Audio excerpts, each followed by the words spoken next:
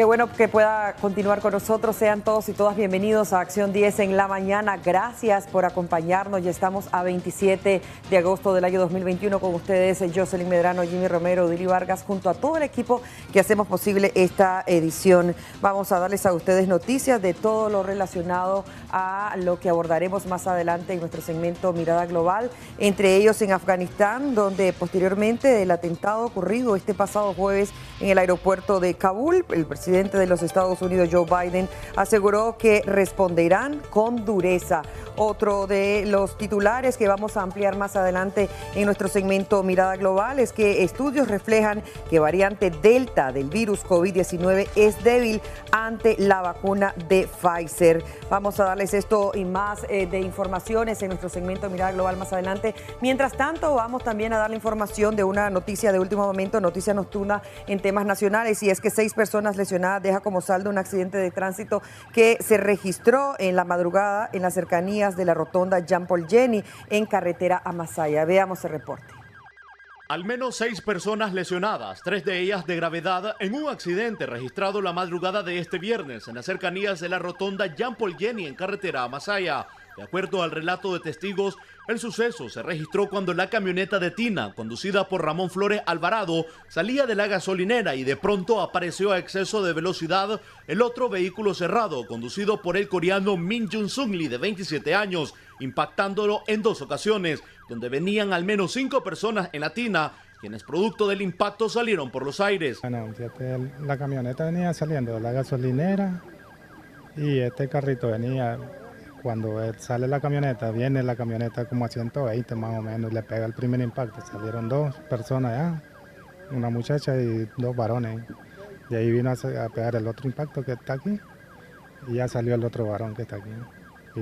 Y de ahí fue, él quiso frenar, pero como se le zafó la llanta, entonces difícil volvió a pegar. ¿Cuántas personas venían en la camioneta blanca? El señor me dijo que venían 4 con el que cayó acá. El último cayó acá. Sí. Atrás salieron en el los primeros cayeron allá. Él vino a caer ya en el otro impacto. Era aquí. Sí, lo levantó como 2 metros para arriba, porque este impacto fue más fuerte que aquel. Los coreanos venían a alta velocidad. A alta velocidad, como a 130 más o menos. Ni siquiera les dio tiempo. No, hombre, ¿qué va a hacer? Al lugar se movilizaron 3 ambulancias para trasladar a los pacientes al hospital Manolo Morales Peralta, mientras la policía de tránsito realizaría las investigaciones correspondientes para determinar grado de responsabilidad de los implicados. 2 personas lesionadas y cuantiosos daños materiales dejaron como resultado otro accidente de tránsito registrado en la segunda entrada a Las Colinas. Según testigos, el joven conductor de la camioneta se desplazaba a exceso de velocidad, impactó al microbús que hacía recorrido para un call center y por último se estrelló contra la base de los semáforos ubicados en el lugar mencionado. Que yo vengo aquí en mi carril, el derecho aquí, y el joven se tiró, venía a exceso de velocidad, a como 120. Y me estrelló ahí contra la parte él dicen que yo vengo en estado de ebriedad. ¿Cómo va a venir en estado de ebriedad si soy conductor? Ando en horas laborales. Voy para Granada a traer un grupo. Primeramente lo impactó a usted, después se fue a estrellar allá. Se fue a estrellar allá contra él. ¿Cómo tiene? ¿Ando en recorrido usted? Ando en recorrido, siendo la muchacha que está lesionada. ¿Cuántas personas lesionadas? 2. ¿Y yo? 3. Las 2 féminas que sufrieron lesiones fueron atendidas por miembros de Cruz Roja nicaragüense. Los agentes de tránsito levantarían el croquis para determinar quién es el culpable de provocar este accidente. Con imágenes de José Ángel Díaz, en Acción 10, Ronald Rodríguez Solís. Ricardo Zúñiga, enviado especial para el Triángulo Norte y subsecretario de Estado para Asuntos del Hemisferio Occidental, se refirió a las elecciones presidenciales previstas para el próximo mes de noviembre en Nicaragua. María Esther Ordóñez nos amplía. El secretario de Estado para Asuntos del Hemisferio Occidental de Estados Unidos, Ricardo Zúñiga, manifestó durante una entrevista con La Voz de América, tras ser consultado sobre si los Estados Unidos aceptará los resultados de las elecciones previstas a celebrarse el 7 de noviembre en Nicaragua, que la cuestión es si los nicaragüenses aceptarán al presidente Daniel Ortega como presidente de Nicaragua. La cuestión es si los nicaragüenses aceptarán a Daniel Ortega como el presidente de Nicaragua. Este es un proceso y son violaciones infelizmente llevados a cabo por actores dentro de Nicaragua. Es un proceso que debe ser democrático, que no parece no tener ningún fundamento democrático en términos de la actuación del gobierno. Ricardo Zúñiga, quien también es enviado especial para el Triángulo Norte de Centroamérica, señaló que el proceso electoral que se realiza en Nicaragua no tiene ningún fundamento democrático debido a que la mayoría de los precandidatos presidenciales están detenidos. No existe una forma de cuadrar estas leyes antidemocráticas de Ortega y Murillo con los derechos que pertenecen a cualquier ciudadano de las Américas, bajo los compromisos que la gran mayoría de los estados de las Américas han asumido. Hemos respondido con acciones para identificar y tomar medidas contra las personas que están efectuando estas leyes.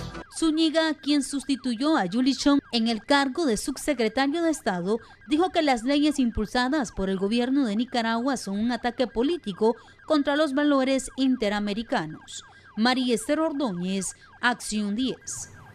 Y el periodista Carlos Fernando Chamorro reaccionó a las acusaciones que presentó en su contra el Ministerio Público por los delitos de lavado de dinero, bienes y activos, apropiación y retención indebida por gestión abusiva. Jimmy Romero nos amplía.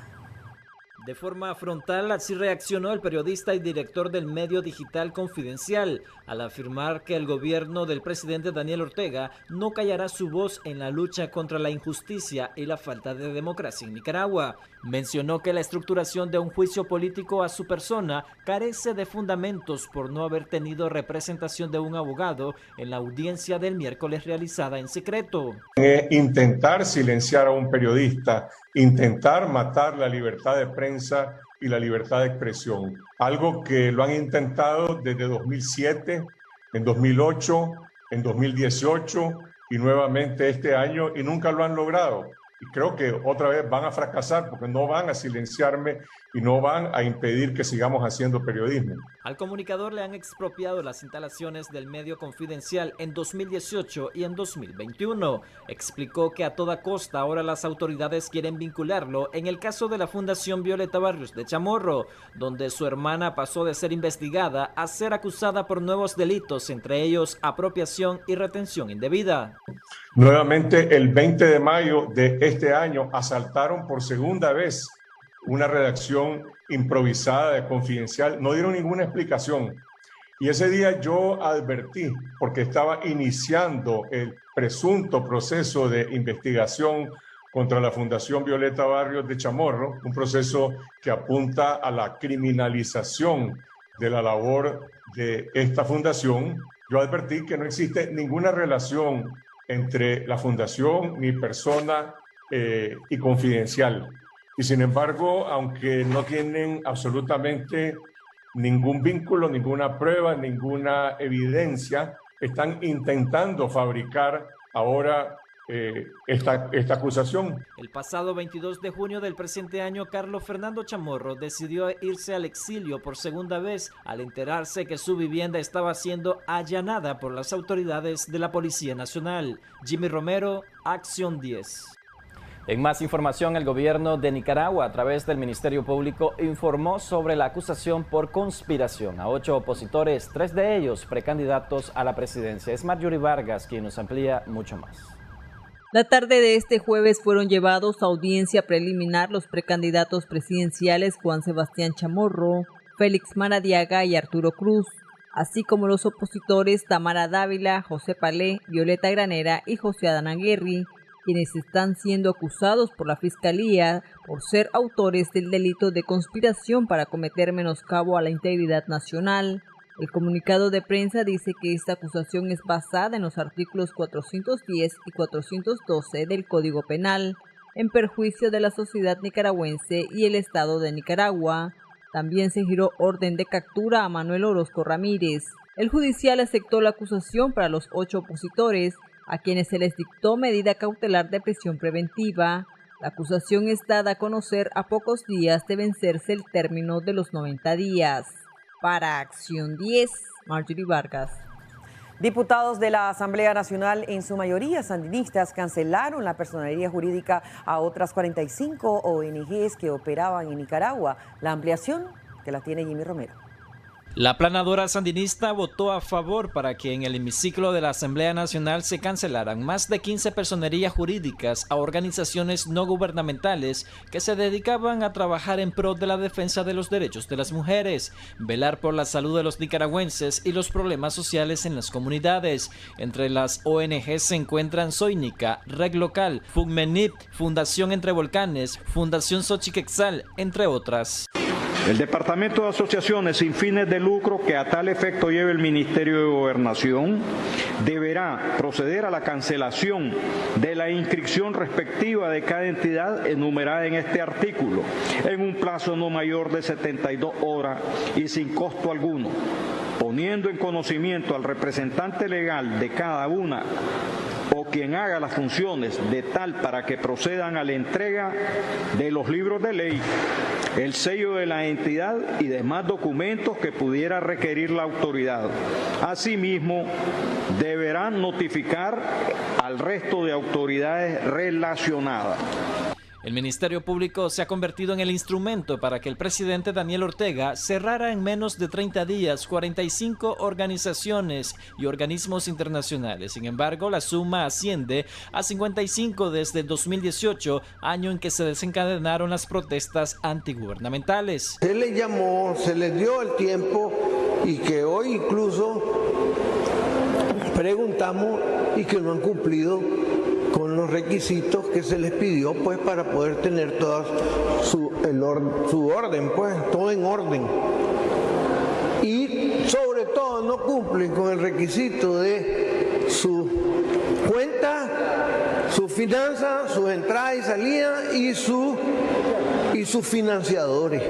Eso tiene que cumplirse. Para sacarlas de circulación fue gracias al voto de 70 diputados. 1 votaron en contra y 13 se abstuvieron. Jimmy Romero, Acción 10.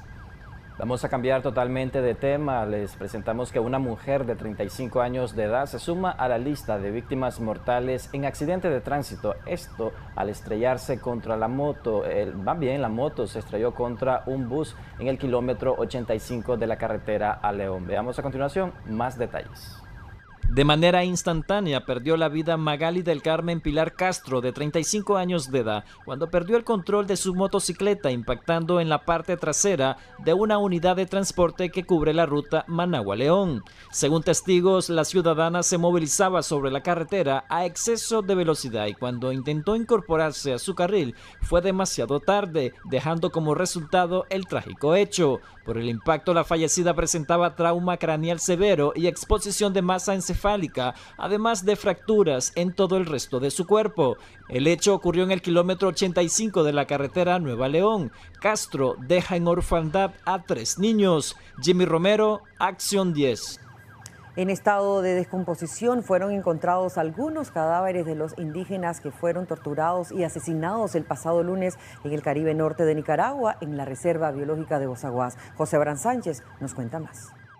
Dándole seguimiento a la masacre perpetrada por colonos a indígenas misquitos y mayagnas, nuestra fuente cercana al lugar confirmó que no son 13 los muertos, aparecieron 2 vivos quienes se habían refugiado en el denso bosque. Ayer, cuando entraron los comunitarios del territorio hacia el lugar de los hechos, nos confirmaron de que son 11 personas, 9 indígenas misquitos y 2 mayagnas. Desde ese entonces no teníamos comunicación con ellos porque sabemos que como es un lugar peligroso y no entra muy bien la señal, no podemos tener comunicaciones. Uno que huyó gravemente herido y después falleció es Albert Hernández. El resto, por su estado de descomposición, posiblemente sean sepultados en la Roca del Diablo, un cerro considerado por los indígenas como sagrado, y fue ahí donde ocurrió el sangriento hecho. Ahorita en la mañana nos están confirmando de que un joven mayagna que falleció ya se están saliendo a Mozaguá, ya está cerca, pero aún no ha salido a la comunidad. Entonces, ya entre pocos minutos ya tendríamos en la comunidad el muchacho que falleció, Albert Hernández, y el otro señor ya están en camino. y los otros hermanos misquitos también, algunos lo están sacando y los otros ya están en estado de descomposición, no pueden ser trasladados. Están viendo, analizando cómo hacer con esos cadáveres. Una red de abogados dedicados a realizar escrituras falsas e ilegales a colonos de la zona en tierras ejidales indígenas que no se pueden vender, serán acusados y denunciados ante la Corte Suprema de Justicia en los próximos días. Con cámara de Erasmo Hernández, José Abraham Sánchez, Acción 10.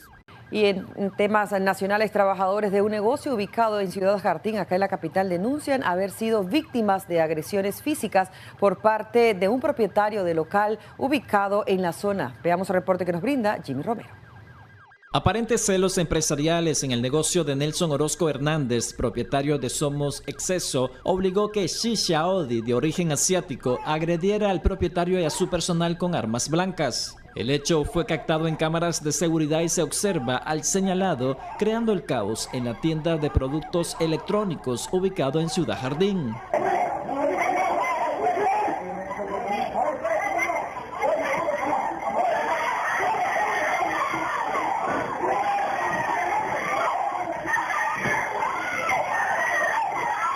Y fue en cuestión de segundos lo que pasó. Cuando él entró, vino con su camioneta y casi atropella a dos muchachas que estaban afuera bajando un toldo. Y él entró con sus trabajadores, su hijo y un sobrino. Entraron con una arma blanca, apuntaron a la cajera, luego agredió, tiró las vitrinas, tiró todo el producto que estaba encima de las vitrinas, lo tiró, lo dañó. Durante el enfrentamiento resultaron más de 6 personas con severas lesiones en el rostro, ojo y cabeza.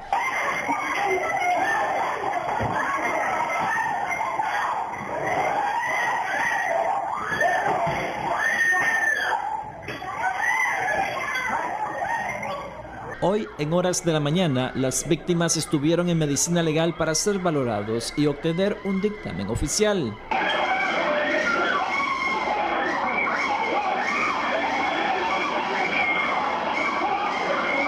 Ellos vinieron acá a atacar el negocio, atacaron al dueño de acá, vinieron con machete, vinieron 3 chinos y todos los trabajadores de ellos.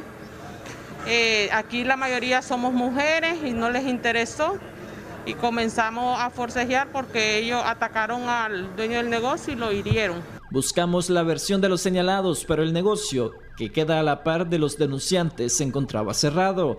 La trifulca se registró el miércoles 25 de agosto y al lugar se hizo presente una patrulla de la Policía Nacional para detener a los implicados. Jimmy Romero, Acción 10. Es momento de hacer una pausa comercial. Ya regresamos con más información acá en Acción 10 en la mañana. Meteorólogos pronostican lluvias sobre el territorio nacional ante el ingreso de la onda tropical número 25 y agregan que mantienen vigilancia a 2 fenómenos que se desplazan en el Pacífico y Caribe de nuestro país. Jocelyn Rojas con el reporte.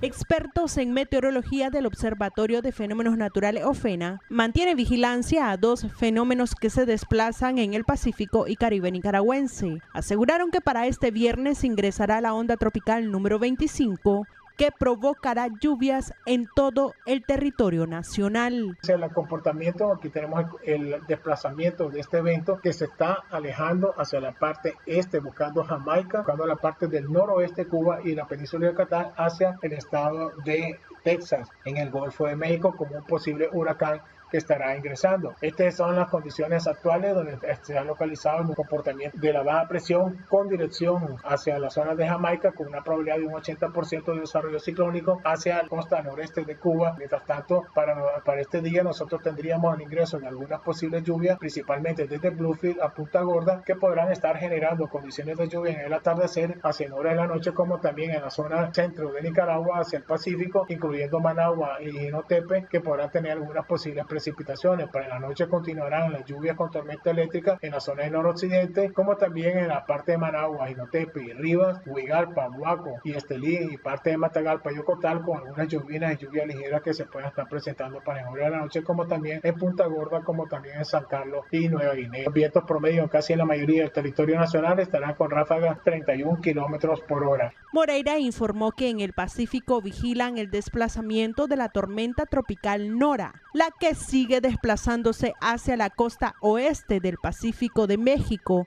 cercano a la península Baja California. En Acción 10, Jocelyn Rojas. Vamos a cambiar totalmente de tema y ponga mucha atención a la siguiente noticia que les vamos a presentar, porque seguramente usted debe ser uno de estos ciudadanos. Mascarillas en las calles de Somoto preocupa a la población, pues manifiestan que dicha problemática se ha convertido en un nuevo foco de contagio en esa localidad. Veamos a continuación el reporte que nos ha preparado Jadiel Rivera Cornejo con más detalles. La imagen es la misma, ver el sinnúmero de mascarillas tiradas en las principales calles de la ciudad de Somoto, causando así una preocupación y repudio para estas personas que las dejan botadas. Así lo expresaron ciudadanos de esta localidad. Pues que no la botarían porque es un servicio para ellos mismos, cada persona y para los demás. Tiene que depositar. Yo la mando al camión de la basura. Pienso que es algo imprudente porque una mascarilla que nos ponemos ya va con microbio. Y si le agarra un chavalito de la calle ahí, se va a ensuciar o se va a enfermar y estaríamos colaborando también con la enfermedad que está pasando en nuestro país a nivel mundial. La multiplicación de estos materiales no reutilizables es un nuevo foco de contaminación para el medio ambiente, manifestaron otros pobladores entrevistados, y además que es una mala representación para la ciudad de Somoto. Viene a añadir a las toneladas de basura que estamos tirando nosotros como gente irresponsable. Estamos tirando a la calle todo esto. Así que mi llamado a los somoteños que andan tirando ahí, que por favor tengamos conciencia, hombre, estamos tirando contaminación, de ahí va a salir el contagio para nuestra familia, nuestros hijos y para nuestros vecinos. El fin de semana pasado vi que vinieron varios visitantes, hubo una actividad aquí en el parque y muchos, incluso de ellos, estaban tirando el montón de mascarillas ahí. Lo recomendable después de ya no usar las mascarillas es meterlas en una bolsa plástica y luego tirarlas en un contenedor de basura adecuado para que los animales no logren abrirla o que el viento se la lleve a otro lugar. Les informó Jadiel Rivera Cornejo.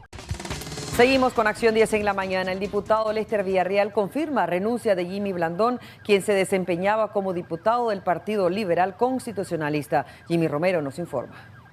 El diputado del PLC Lester Villarreal aseguró que Jimmy Blandón renunció a su escaño en la Asamblea Nacional y al partido para retirarse definitivamente de la política nacional y dedicarse ahora a la docencia y ejercer su profesión como abogado. Sin embargo, desde que se conoció la renuncia de Blandón, no responde a las llamadas a su número personal. Se maneja entre la bancada del PLC en la Asamblea que él se ha retirado casualmente porque va a otro tipo de labores, más que todo en su área que es de abogado.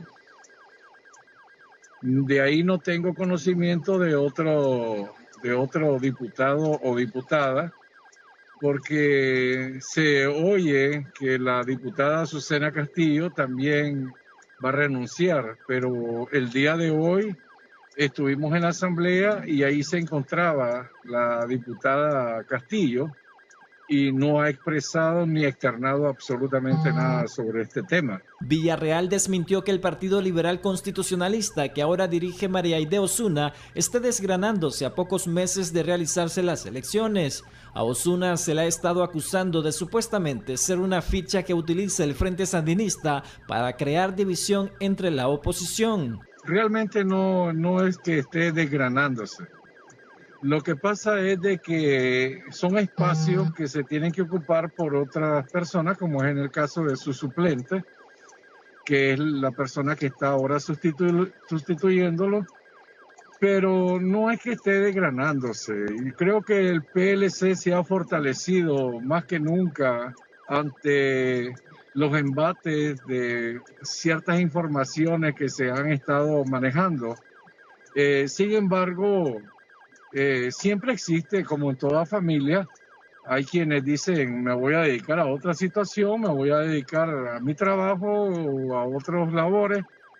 Y es normal, hasta el momento no es que se esté desgranando. Milton Arcia y su fórmula figuran entre las personalidades que han abandonado el partido. La última acción de Osuna fue pedirle al Consejo Supremo Electoral la cancelación de la personería jurídica al partido Ciudadanos por la Libertad. Jimmy Romero, Acción 10. Vamos a cambiar totalmente de tema. El embajador de la Unión Europea en Nicaragua, hablamos de Pelayo Castro, anunció este jueves que el fin de semana, o más bien que finalizó su misión en el país centroamericano luego de 2 años de defender y dar a conocer los valores europeos. La ampliación de esta noticia en el siguiente reporte. Este jueves concluyó su misión en el país el embajador de la Unión Europea, Pelayo Castro, quien continuará con su carrera diplomática en el Servicio Europeo de Acción Exterior. Pelayo Castro se refirió al tema a través de su cuenta en Twitter, donde escribió: «Ha sido un honor ser el embajador de la Unión Europea en Nicaragua. Me despido como comencé, con un mensaje de respeto, solidaridad y amistad con el pueblo nicaragüense. Agradezco el privilegio de haber aprendido de gentes luchadoras, espíritus valientes y corazones generosos. Gracias». El embajador de la Unión Europea recordó que durante su estadía en Nicaragua, su misión estuvo enfocada en defender y dar a conocer los valores, intereses y principios de la Unión Europea y en fortalecer el compromiso y la solidaridad de la Unión Europea con el pueblo nicaragüense, sobre todo con los más vulnerables. De igual forma, se informó que en una de las últimas actividades en el país, el embajador Pelayo Castro se reunió con 4 jóvenes nicaragüenses que viajarán en los próximos días a Europa para iniciar sus estudios de maestría en prestigiosas universidades. Por su parte, el embajador de los Estados Unidos en Nicaragua, Kevin Sullivan, envió un mensaje en su cuenta en Twitter donde textualmente se lee: «Le deseo todo lo mejor a mi amigo y estimado colega Pelayo Castro, quien ha sido un gran amigo de los nicaragüenses y un excelente representante de la Unión Europea». Mientras tanto, este día, a través de una nota de prensa, la delegación de la Unión Europea en Nicaragua informó que próximamente anunciará la llegada del nuevo representante designado por la Unión Europea. María Esther Ordóñez, Acción 10. En otro orden informativo, el conductor de un camión que trasladaba tomates resultó con leves lesiones en su cuerpo luego de que ese se precipitara a un puente. Jorge Corrales nos amplía.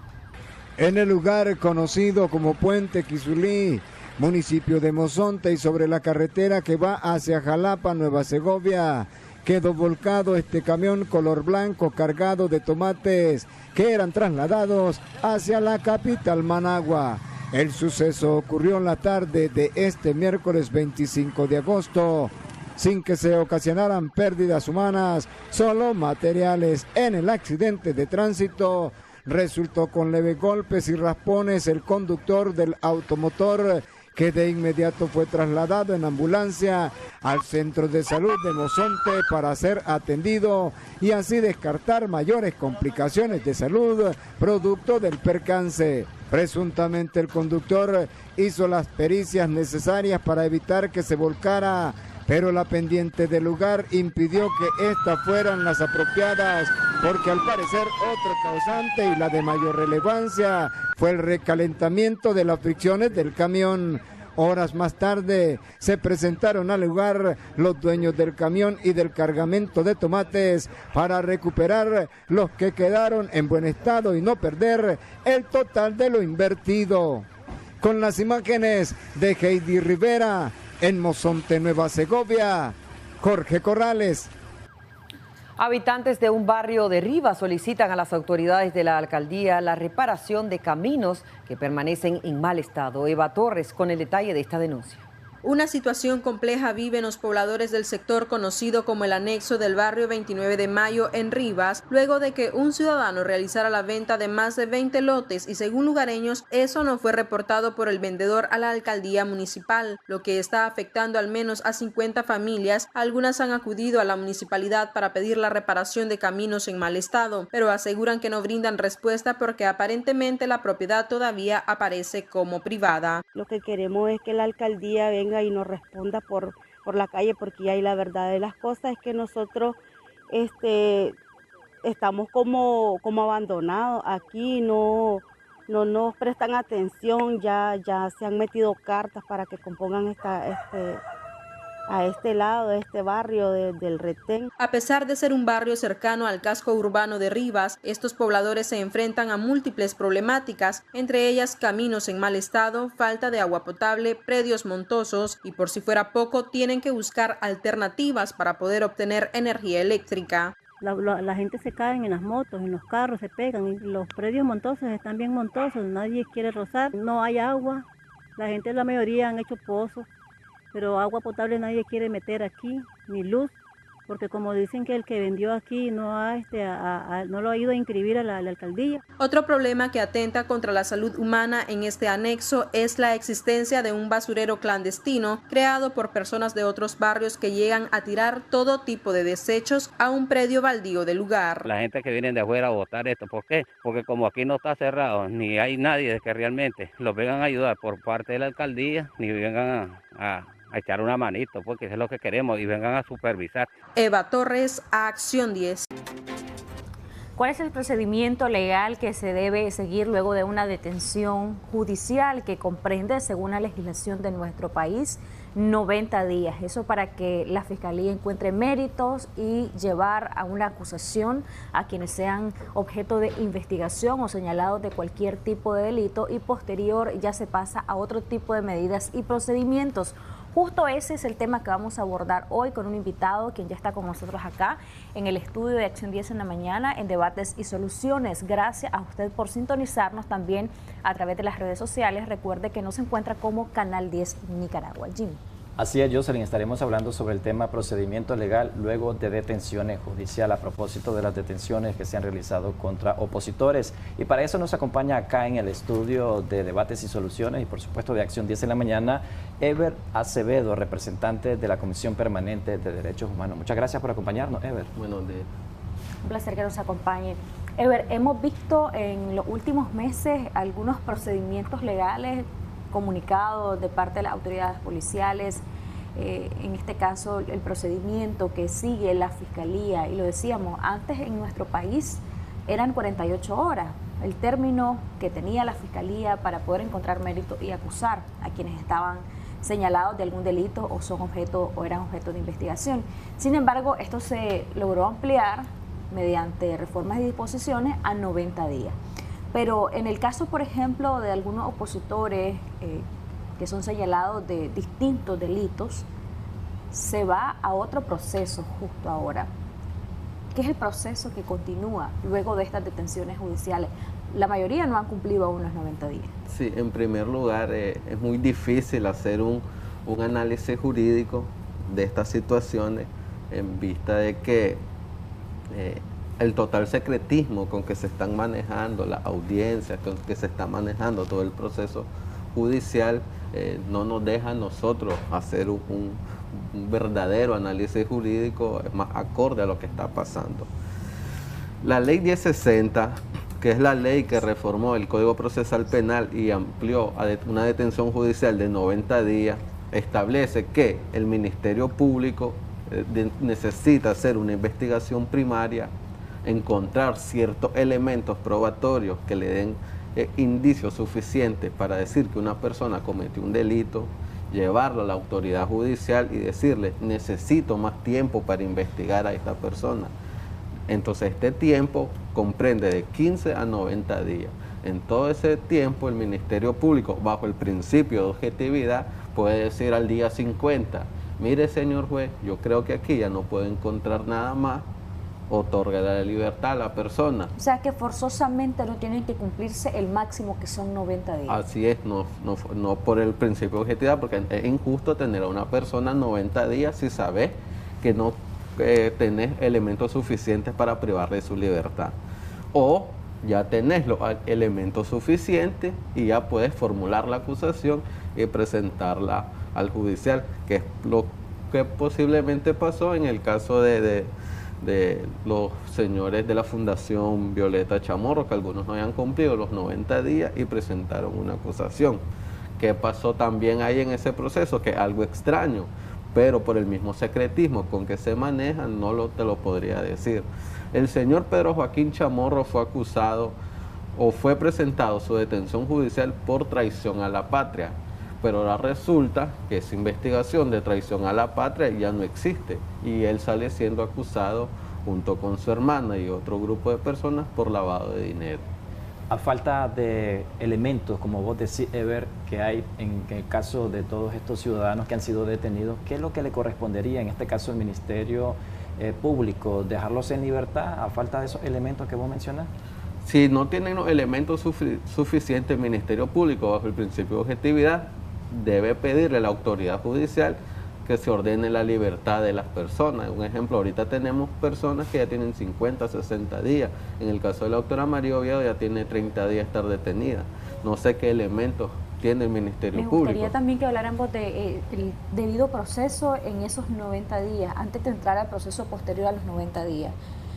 ¿Cómo ustedes valoran ese proceso, la forma en la que se están haciendo las audiencias y lo que algunos sectores han dicho, que no se les permite las visitas o la comunicación? ¿El principio legal, eso está correcto? Es que el debido proceso ya aquí en este país prácticamente no existe. No hay derecho a la defensa, no hay derecho a la comunicación de los detenidos con el abogado, no hay no hay derecho a la visita humanitaria por parte de sus familiares. A los abogados ni siquiera se les comunica de la audiencia. Esa audiencia de garantía y tutela constitucional, no existe abogado que la haya visto. Ni un abogado conoce esa acta que realizan o esa petición que hace el Ministerio Público. Ni un abogado ha participado de esa audiencia. Y eso deja en indefensión a los procesados. Un abogado que se haga presente en una de esas audiencias fácilmente podría objetar esa fundamentación con que el Ministerio Público está pidiendo una detención judicial de 90 días, porque en ese momento el Ministerio Público debe presentar cuáles son sus indicios para a eso presentar. iba. ¿Qué méritos toma en cuenta o debería tomar en cuenta el Ministerio Público para ordenar en perjuicio de alguien una detención judicial? ¿Sí tiene que haber algún indicio que sustente realmente esta orden? Así es, dice la misma ley 1060 que ellos acaban de aprobar en este año 2021, de que el Ministerio Público debe hacer una investigación y contar con ciertos elementos. Pero como esos elementos no son suficientes, pide la detención. Esa detención de 90 días es para complementar una investigación. Es decir, ya la investigación ya existe y ya cuentan con elementos para decir que una persona cometió un delito. En el caso, por ejemplo, de la Fundación Violeta Barrios de Chamorro y de algunos otros de los que están siendo objetos de proceso y de investigación, ha circulado en algunos medios y en redes sociales parte de lo que ellos consideran elementos de prueba, como algunos documentos de financiamiento externo, etcétera. ¿Esto realmente es un elemento de prueba? Por el tipo de delito, y eso ya se ha hablado anteriormente, por el tipo de delito, lavado de dinero, un financiamiento de una ONG debidamente constituida, no se puede considerar lavado de dinero. Se sabe que el lavado de dinero, el origen de ese dinero tiene que ser ilícito. Puede venir del crimen organizado, ya sea tráfico de droga, tráfico de armas, trata de personas, etc. Entonces, ese dinero ilícito, uno lo invierte en empresas legales para limpiar, por eso se llama lavado de dinero. Entonces uno limpia ese dinero y ese dinero fluye normalmente en el sistema bancario del país. En el caso de la fundación, ya se ha dicho que es un dinero de donaciones de ONG extranjeras. Entonces, ¿por qué no se ha investigado esa ONG? ¿Dónde está la investigación en contra de ese origen ilícito del dinero? Por lo tanto, si ya se ha dicho de que esa acusación no tiene ningún fundamento legal y es más que todo están utilizando el derecho penal como un arma política. En el caso del procedimiento para las audiencias y el resto del proceso, lo que hemos visto hasta ahora, ¿cómo ustedes lo valoran? El problema es que el proceso nosotros no lo hemos visto. Si nosotros estuviéramos en una audiencia de garantía y tutela constitucional, nos oponemos a la fundamentación de esa detención de 90 días. Podríamos incidentar de nulidad, podríamos recurrir de apelación, podríamos recurrir de reposición. Hay ciertas herramientas jurídicas que un abogado podría hacer. Y es por eso el secretismo con que se manejan estas audiencias. Ahora, En el caso, y te estoy específico, en el caso de la doctora María Oviedo, yo ya tengo intervención de ley en ese caso. Si a ella la pretenden acusar y realizar una audiencia preliminar, obligatoriamente ellos me tienen que notificar de esa audiencia. No pueden hacerla sin la presencia de su abogado, si no estarían incurriendo en un delito que se llama obstaculización al derecho a la defensa. Incluso muchos familiares han manifestado de que en esas audiencias preliminares que se han estado realizando no ha estado presente el abogado defensor de sus familiares detenidos. ¿Esto cómo se podría catalogar? Así es lo que te decía, el debido proceso ha quedado totalmente destruido en este país. El derecho a la defensa es un derecho fundamental en cualquier estado democrático, en cualquier república del mundo. Y aquí las audiencias te las hacen secretas. Nadie ni siquiera conoce el acta. Uno revisa el sistema Nicaragua. El nombre del abogado, dicen algunos que conocen. Bueno, es que ni se sabe si tienen abogado. Bueno, en mi caso, pero eso ya lo podría hablar los abogados de cada proceso, pero en el caso de los que yo defiendo, que es la doctora María Oviedo y los líderes campesinos, yo sé en qué juzgado están, pues están con el juez Albir Ramos y con la juez Nalia V. Obando, juez séptimo y quinto distrito penal de audiencia. ¿Y cómo va ese proceso con la doctora Oviedo? La vez pasada que usted estuvo con nosotros acá en Acción 10 en la mañana, nos decía que suponían que estaba enferma por algunos medicamentos que han tenido conocimiento, se le han suministrado aparentemente. Entonces, ¿cómo ve esa situación? ¿No ha existido una mejoría luego de esto que ustedes han expresado? En el caso de la doctora, continúa igual. No me han permitido verla, no han permitido ver a familiares. Ciertos días le permiten agua, a veces le permiten jugo o suero, medicamentos le han permitido. Pero ¿qué es el problema con los medicamentos? Ellos piden medicamentos y medicamentos, pero no dicen qué es lo que tienen. Yo he solicitado en varias ocasiones a la autoridad judicial que la manden a valorar a medicina legal y que medicina legal emita un dictamen médico y así yo poder saber qué es lo que realmente ella tiene, porque ellos están pidiendo medicamentos, no sé ni quién lo está diciendo que son los medicamentos que necesitan, no sé qué doctor la está viendo, entonces eso le da una angustia tanto a sus familiares como a todos sus compañeros de trabajo en CPDH. Esas restricciones que están teniendo algunos de los detenidos es una clara violación de los derechos humanos. Muchos familiares han dicho que no han podido ni comunicarse con ellos, no tienen noticia de su estado de salud. Nosotros ya hemos dejado claro, y así lo ha dejado claro la Corte Interamericana de Derechos Humanos, que la incomunicación de un detenido ya es considerado un trato cruel, inhumano y degradante, y hasta se puede considerar tortura. Tanto la incomunicación de nosotros hacia ella como la de ella hacia nosotros. No sabemos las condiciones en las que está, si está totalmente aislada, si no puede hablar con nadie, en el tipo de celda en la que se encuentra. ¿Qué tipo de fundamento considera usted que hay para que la doctora Oviedo, por ejemplo, hablando de este caso particular de usted como su abogado y siendo ella una defensora de derechos humanos, usted considera que hay algún tipo de fundamento real para que ella esté detenida? Bueno, yo te contestaría con lo que a mí me contestó el Ministerio Público el día que me hice presente a exigir la investigación primaria con que ellos fundamentaron la detención judicial de 90 días. ¿Y como abogado tendrían derecho a eso? Claro que sí. El artículo 103 del Código Procesal Penal establece que dentro del alcance del derecho a la defensa yo tengo que participar o puedo participar de la investigación donde se está procurando la prueba, en donde se está buscando la prueba. Yo debo participar y conocer ese tipo de pruebas. Me hice presente al Ministerio Público y lo solicité, y la respuesta de la joven que me atendió al Ministerio Público fue: ¿cómo te voy a dar algo que todavía no existe? Entonces, ¿cómo es posible que hayan solicitado 90 días de detención judicial por María Oviedo con cosas inexistentes? Esa fue la respuesta del fiscal.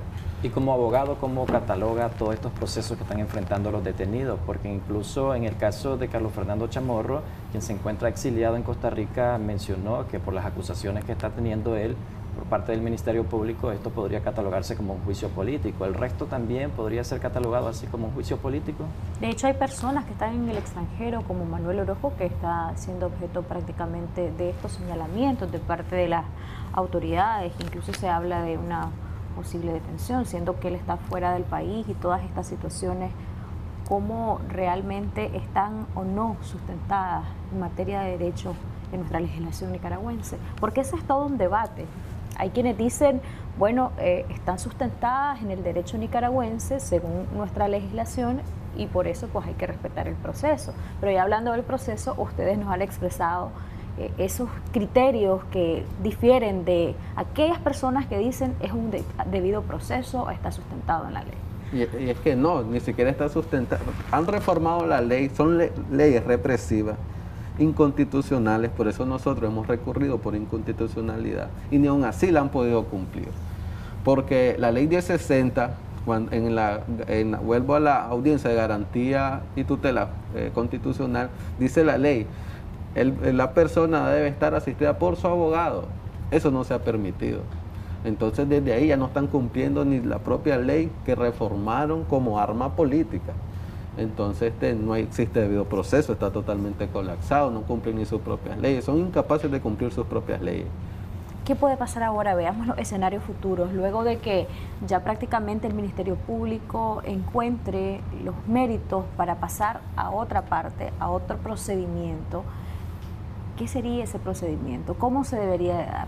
Ya nos ha dicho que las audiencias, con ese secretismo, así lo ha llamado usted, no es lo indicado. Entonces, ¿qué se puede hacer ahora?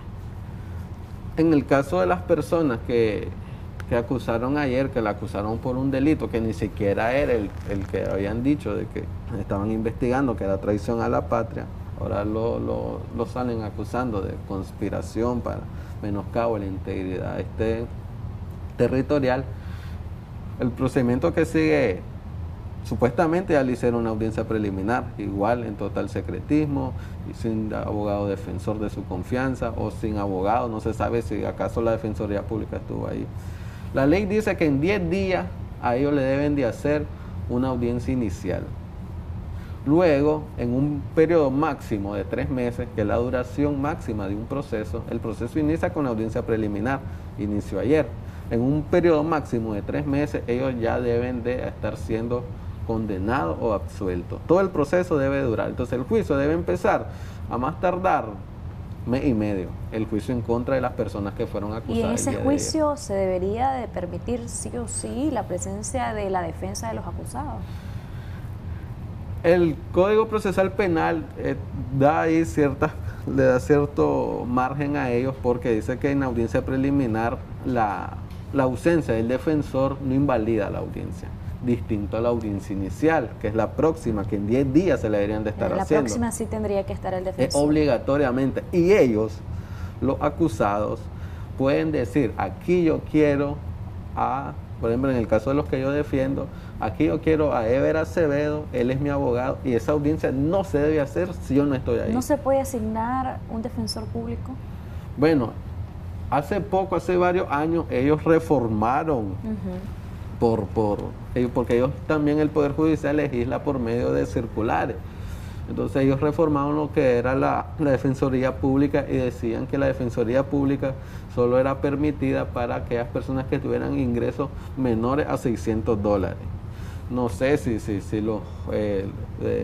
José Adán Aguirre o ese tipo de personas tienen ingresos menores a $600 mensuales. Entonces ellos no tendrían por qué tener defensor público, ellos deben de estar con su defensor privado. Pero aunque le quisieran imponer defensor público, ellos pueden exigir que su abogado sea el de confianza. En el caso del doctor Oviedo y los líderes campesinos, ellos pueden exigir que yo sea su abogado, y si yo no estoy ahí, esa audiencia no se debe de realizar. En el caso de la investigación y de ventilar las pruebas que reúna el Ministerio Público, ¿ustedes deberían de conocer esto también? ¿De previo o hasta la hora del proceso en sí, del juicio, de la audiencia inicial y lo que continúa luego? El artículo 103 del Código Procesal Penal establece que yo debo ya conocer las pruebas. Pero una vez, después de pasar a la audiencia inicial, yo puedo solicitar igualmente las pruebas del Ministerio Público y están en obligación de dármelas por el principio de igualdad de armas y el principio del derecho a la defensa. Yo debo conocer todo y cada uno de los elementos de prueba con que están sustentando su acusación. Eso hasta el momento pues no ha pasado en ninguno de los casos. Ahora, hay otro aspecto que aquí sale a colación en cuanto a estas detenciones e investigaciones, y es los recursos por inconstitucionalidad justamente que habían interpuesto ante la Corte Suprema de Justicia. Dichos recursos, pues, se tendría que ver cuál es la respuesta definitiva del máximo tribunal de la Corte Suprema de Justicia, por llamarlo de alguna forma. ¿Podría pasar algo ahí e invalidar todo este proceso? Sin perjuicio de, por ejemplo, si ya está el juicio, si ya se dio la audiencia inicial en la que ustedes manifiestan deben de estar como defensores de los acusados, si hay una respuesta de parte de la Corte Suprema de que sí riñen con la Constitución estas leyes, ¿podría invalidarse todo? Sí, en ese caso ellos tendrían que otorgar la inmediata libertad, declarar la ley inconstitucional y acabar el proceso. Cosa que, bueno, esperemos que pase, pues, pero no tenemos mucha esperanza en eso. ¿Y recuperarían todos sus derechos civiles y políticos? Todos sus derechos civiles y políticos y el derecho a elegir y ser electo, que es el motivo por el que empezó todo esto. Hasta el momento no tienen ninguna respuesta de las autoridades judiciales respecto a ese proceso de inconstitucionalidad que ustedes introdujeron. La única respuesta es la de que mandaron a escuchar a las partes recurridas, en este caso al presidente de la Asamblea Nacional, al presidente de la República, que ellos tienen que mandar su informe, y a la Procuraduría General de la República deben mandar su informe sobre los recursos que interpuso CPDH y otras organizaciones. Ellos tenían, después de esa notificación, 10 días para remitir su informe, y esos 10 días ya pasaron. No sabemos si lo hicieron o no, y tendríamos que nosotros apersonarnos a pedir la copia de ese informe al Poder Judicial. Si llega a ocurrir el proceso de invalidación de esos delitos que están siendo acusados algunos de los opositores y precandidatos presidenciales, ¿cuándo ustedes esperan que eso llegue a ocurrir? ¿En qué mes? ¿O si hay alguna esperanza de parte de los detenidos y de sus familiares? En el caso por el recurso de inconstitucionalidad, pues yo no vería mayor esperanza, porque después de esos 10 días, que no sé si ya ellos contestaron, remitieron su informe, tienen que pasar otros 30 días para que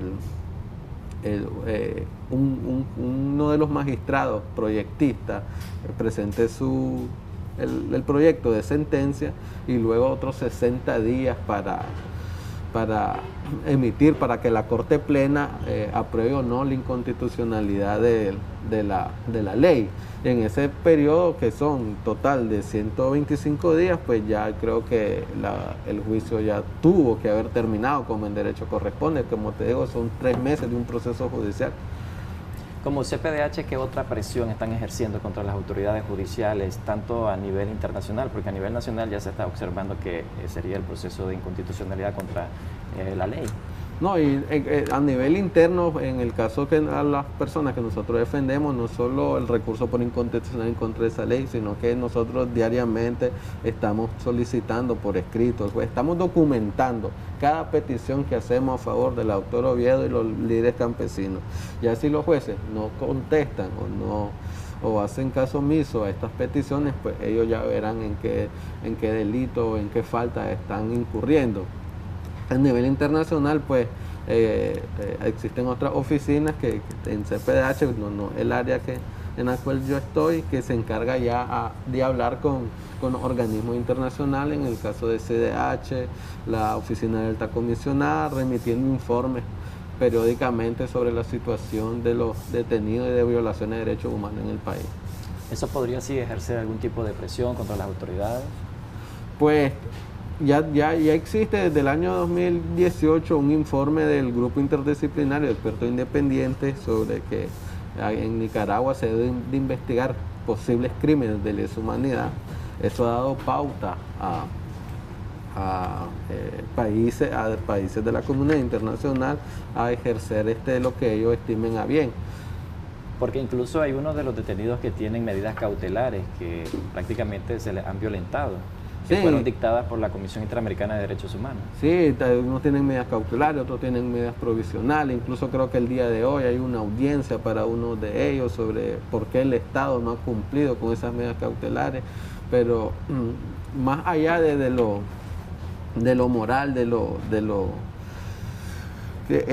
lo moral, pues no sé qué más El hecho de puede tener hacer. medidas cautelares no debieron nunca ser objeto de detenciones arbitrarias.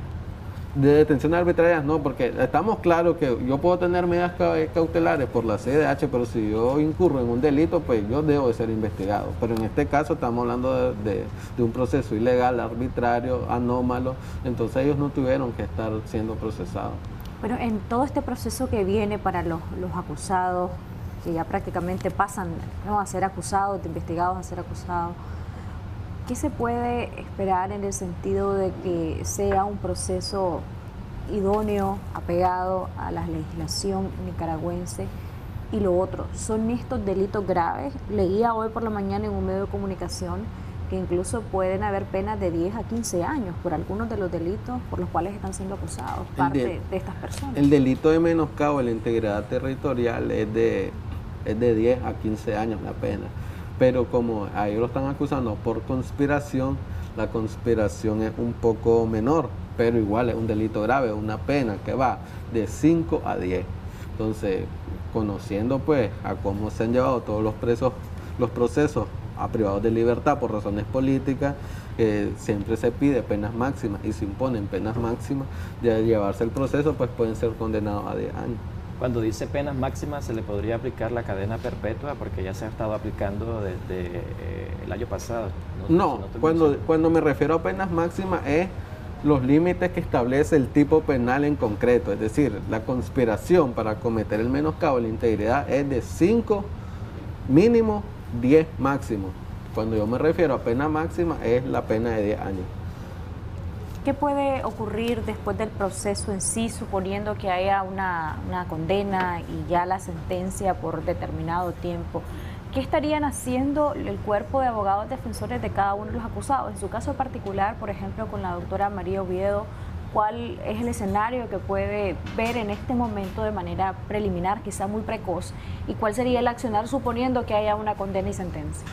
Pero en el caso de la doctora María Oviedo, yo no me imagino, es decir, sería un total disparate acusarla de conspiración, si le hacen la misma acusación que le hicieron a los de ayer, conspiración para cometer este tipo de delitos. Es decir, los conspiradores tienen que concertar un plan para cometer el delito. Los conspiradores se tienen que conocer. Es decir, yo no sé, yo te lo digo, la doctora María Oviedo no tiene ninguna relación con las otras personas que están siendo detenidas. No sé cómo ella pudo concertarse con esas personas para conspirar y cometer el delito de menoscabo a la integridad física, si eso es lo que pretenden.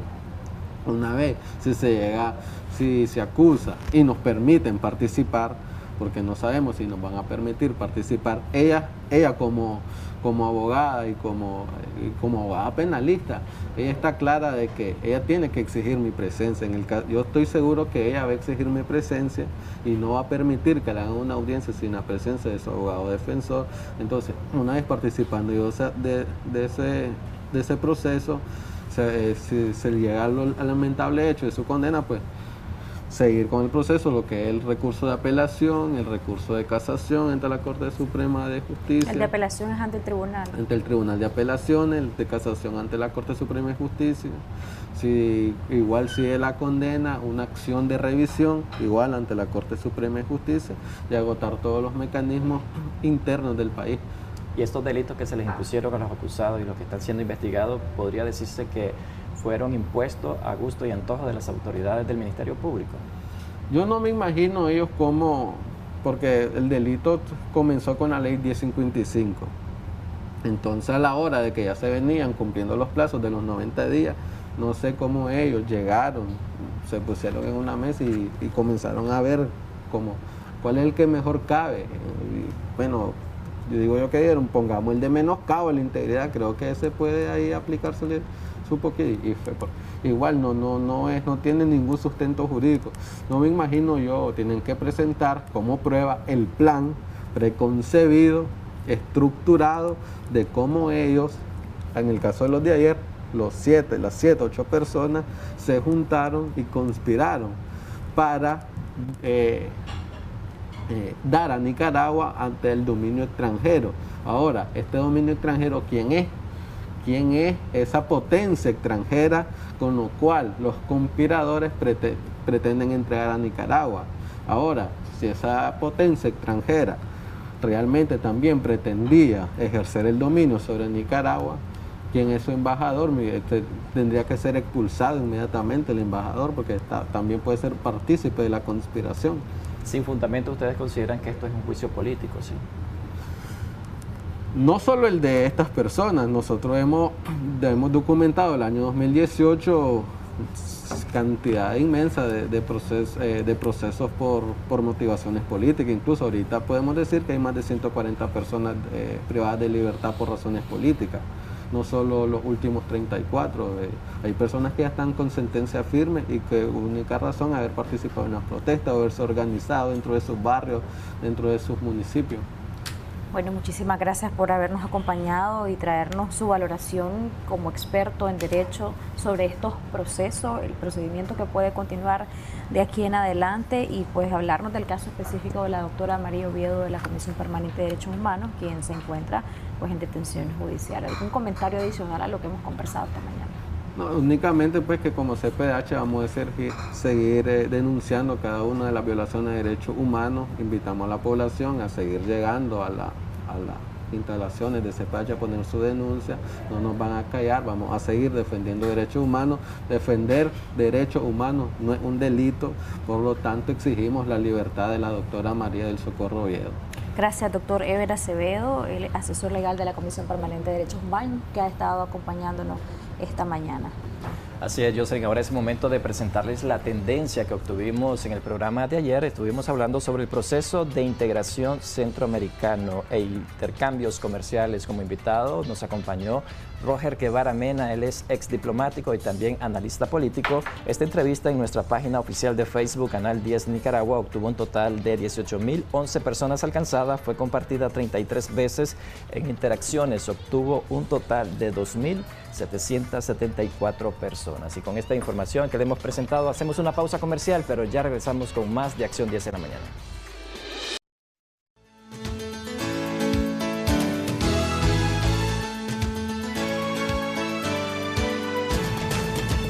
Los uñeros, o médicamente conocido como onicocriptopsis, son inflamaciones que se producen cuando una uña del pie crece de forma incorrecta y se clava en la carne. Las uñas encarnadas son un trastorno muy frecuente y molesto que provoca sensibilidad, enrojecimiento e hinchazón en el lateral del dedo afectado.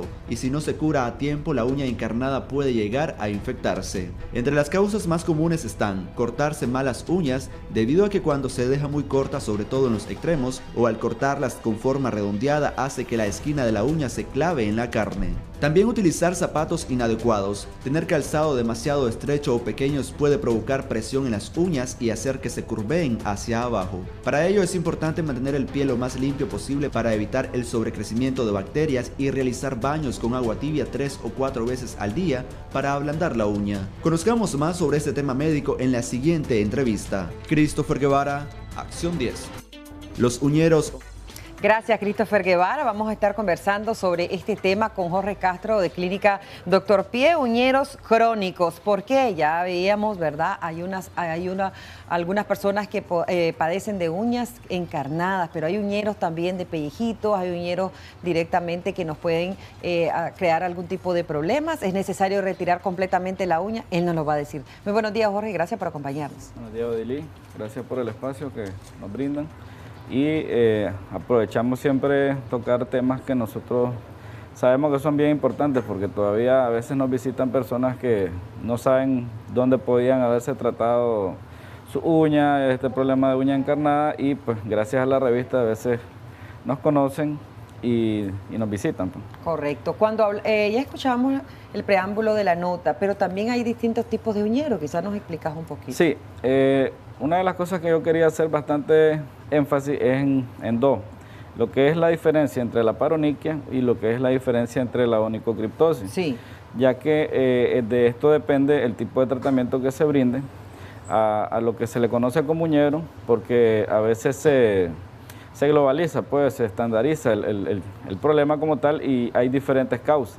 Entonces, en el caso de la paroniquia, prácticamente es una infección bacteriana en los bordes de la uña, en el paroniquio, y esto puede ser provocado a veces por malos cortes, por pequeñas lesiones que a veces se provocan personas cuando se quieren cortar la uña, y hay bacterias oportunas que se introducen en los tejidos y las contaminan. Entonces hay enrojecimiento, hay pus, hay dolor, punzaciones en los dedos y molestias, pues, pero en el caso de las paroniquias es bastante fácil, por así decir, el tratamiento, porque no es algo que sea prácticamente la morfología del dedo que está involucrada, sino que son algunos factores externos. Okay. En el caso de la onicocriptosis, ahí sí vamos a entrar en lo que es la estructura en sí del dedo, cuando la uña está muy por debajo de los bordes. O sea que una uña, como lo dice el término encriptada, está enterrada ya naturalmente. Entonces, la onicocriptosis se da cuando la uña está muy por debajo y cualquier cosa, ya sea un mal corte, ya sea un tropezón, ya sea a veces que tal vez nos cayó algo pesado en la uña y nos golpeó, nos va a lesionar los bordes y se nos van a inflamar. Se nos van a formar el calzado, tal vez si es muy tallado, ¿verdad? Sí, de hecho, esa también es otra de las causas que podría que una onicocriptosis se convierta, ¿verdad?, en una combinación, pues, con una infección bacteriana, porque siempre hay lesiones en los bordes, y recordemos que las uñas pues tienen esa hendidura en los bordes donde se nos llena de suciedad. Aunque tal vez nosotros no andemos descalzos o con el pie descubierto, siempre hay suciedad corporal que se va a acumular en la uña a la hora que nosotros nos bañemos. Y ya nos vas a explicar cómo nosotros también poder apoyarnos en eso, porque no vamos a ir todititos los días, ¿verdad? Sí. Al podólogo, pero también él nos va a dar recomendaciones como ustedes lo hacen. Tenemos una llamada, buenos días. Hola, muy buenos días. Buenos días, adelante, le escuchamos. Muy interesante el programa, muchas gracias, ¿verdad?, por hacerme participar ahorita. Estoy muy interesada en que el doctor me pueda revisar mis uñas. Soy una persona diabética y tengo bastantes problemas como lo que están exponiendo ahorita. Como no, déjenos sus datos completos, por favor, y el número de teléfono. ¿Los pacientes diabéticos están predispuestos a esto? El paciente diabético, al igual que la persona que no padece diabetes, tiene las mismas posibilidades de complicarse con el corte de uña, porque como te decía, ya lo que es la forma como tal, el diseño del dedo, pues no anda identificando si el paciente tiene una enfermedad crónica o no. Esto es un asunto de estructuras congénitas que adquirimos cuando nacemos, pues la forma de nuestros dedos, y en su mayoría son hereditarios, pues. Nosotros podemos heredar de nuestros padres lo que es la forma del dedo, lo que es la longitud, esas personas que a veces tenemos los dedos bien larguitos y nos complica hallar algún calzado adecuado, porque todo calzado nos incomoda, no hallamos una forma adecuada. Entonces el paciente diabético sí lo que tiene que es ser un poco más breve en buscar una solución, porque corre un mayor riesgo si no se trata a tiempo. Entonces, lo importante de la entrevista pues es ofertar que hay solución para los casos de uña encarnada, siempre y cuando también se ha identificado, como te decía al inicio, el problema. Si es una uña que naturalmente está, ¿verdad?, por problemas de anatomía, está siendo en sí el meollo del asunto. Sí. Porque hay personas que dicen, no me puedo corregir, ¿verdad?, este problema desde hace años. Tenemos una llamadita en este momento. Buenos días, adelante, le escuchamos. Sí, muy buenos días. Doctor, y en caso de los niños chiquitos, porque yo he visto niños que padecen terriblemente de eso, de uñero, ¿qué se hace y cuál es la solución? Gracias por llamarnos. Muchas gracias. Gracias por llamarnos. Bueno, nosotros, vamos a terminar, ¿verdad?, la idea que teníamos. Como te decía, si se logra identificar que el problema es una deformación congénita en el dedo, nosotros estamos trabajando ya con lo que es una cirugía que se hace en la clínica, que es un poco más invasiva que lo que es una simple extracción, pero corrige el problema en su totalidad. O sea, la persona no vuelve a padecer del problema cuando se identifica. ¿No hay contraindicación en ese tipo de cirugías? Bueno, nosotros contamos con un equipo médico que hace, ¿verdad?, un estudio previo, ¿verdad?, al paciente para ver si es apto a hacerse el procedimiento, porque la podología como tal abarca lo que es el estudio del pie y el tratamiento del pie, pero para complementar nosotros estamos como integralmente con la parte médica, que es la que ve al paciente como tal en general, o sea, si es apto para los tratamientos antibióticos que va a usar después del procedimiento. Si es apto para hacer el procedimiento, ya sea una persona muy adulta o una persona que tenga enfermedades crónicas. Y cayendo ahora con la consulta de la señora, también contamos con pediatría, que está siempre igual, o sea, de la mano, trabajando con nosotros en la área podológica, para ver a los pacientes que son bebés. Pues. Entonces, excelente. Pueden tener toda la confianza de llevar a niños desde recién nacidos, ¿verdad?, hasta la edad de 15 años, 13 años, a revisión, porque nosotros contamos con un pediatra, que es el que antes de cualquier procedimiento que se vaya a hacer al bebé o al niño, se le hace una valoración general para que después pase con el podólogo, y todo el procedimiento está acompañado por el pediatra. ¿Qué recomendaciones para nosotros tratar de mantener limpias nuestras uñas? Vos hablabas un poquito de la estructura de la uña, la forma, si es genético o es el corte también lo que nos predispone a los uñeros. Hay callosidad también, pero ¿cómo nosotros limpiar diariamente si no vamos a estar asistiendo con regularidad al podólogo? Bueno, que sería lo idóneo, ¿verdad? Sí, lo ideal, la mejor recomendación sería no hacer una limpieza constante. El corte de uña y la limpieza se tendría que hacer cada 15 días, cada 3 semanas. Hay personas que incluso cada mes, porque habemos personas que tal vez solo andamos de calzado cerrado y no nos ensuciamos las uñas. Sí. No es tan recomendable estar constantemente haciéndose recortes y limpieza, no es necesario, a menos que la persona esté sometida a algún trabajo, ¿verdad?, en contacto con soluciones, con cloro, con personas que trabajan en el campo. Tal vez ahí sí habría que visitar un poquito más frecuente el área de podología para hacer un mantenimiento. O sea, recordemos de que nosotros no solo hacemos tratamientos de uñero, nosotros hacemos tratamientos para el pie, y entre ellos está lo que es el tratamiento preventivo, que es una limpieza. Como no, gracias. Clínica Doctor Pies, están ubicados en Altamira. Estamos en la esquina opuesta a Funeraria Monte de los Olivos, en Los Robles, y estamos de donde fue el Hospital Belespay, una al sur media abajo, en Carretera Sur.